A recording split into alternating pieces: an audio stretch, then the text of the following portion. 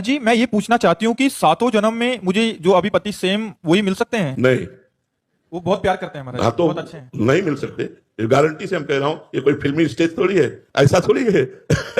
ऐसा नहीं हो सकता। हाँ, एक उपाय हो सकता है, यदि आप भगवान की आराधना करें और भगवान से वर मांगे कि जो मेरे पति हैं ये 7 जन्म तक हमारे पति बने, और वो आशीष दे दे, वरदान दे दे, तो ये संभव हो सकता है, अन्यथा नहीं, क्योंकि दोनों के कर्म अलग अलग है।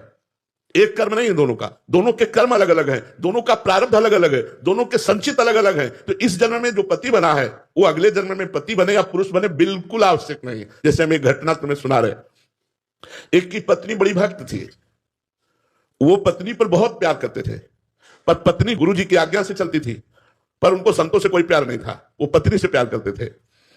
तो एक दिन पत्नी ने बहुत प्रेम से उनसे कहा कि हमारी एक बात मानोगे, आप हमारे गुरु जी से दीक्षा ले लीजिए, क्योंकि हम दीक्षित हैं और आप दीक्षा नहीं लिए तो हमारा आपका प्रेम अधूरा। उन्होंने कहा ठीक है, बुलाओ गुरु जी को। गुरु जी को बुलाया और दीक्षा लेने के लिए गंगा स्नान करने के लिए चले, तो गांव के 2-4 लोग मिले, बोले आज ये धोती टांग के कहां जा रहे हो? बोले यार पत्नी कह रही दीक्षा ले लो, गुरु जी आ गए तो गंगा स्नान। अरे, और वो धोती लेके वापस आ गए, बोले नहीं लेना मुझे दीक्षा। कालांतर में दोनों का शरीर छूटा, तो पति आसक्त होने के कारण उसका मोक्ष नहीं हुआ और वो राजा की राजकुमारी के रूप में जन्मे। ये पूर्व में गीता जी के महत्व में महिमा आती थी, उसमें दृष्टांत आता था, उसका है। और वो पत्नी के प्यार के कारण जहां वो राजकुमारी जन्मी, वही हथिनी से वो पुत्र के रूप में प्रकट हुआ, हाथी का शावक। अब जब वो नव युवक अवस्था में हाथी आया और श्रृंगार करके राज सवारी निकली और राजकुमारी सिंहासन पर आरूढ़, तो जे भी उसने देखा तो पूरी स्मृति जागृत हो गई कि ये तो मेरी पत्नी ही थी। अब ये राजकुमारी और मैं हाथी हूं, कैसे मिलन हो सकता है? वो चुपचाप सहता रहा, क्योंकि कुछ अपनी बात व्यक्त नहीं कर सकता, हाथी रूप में है।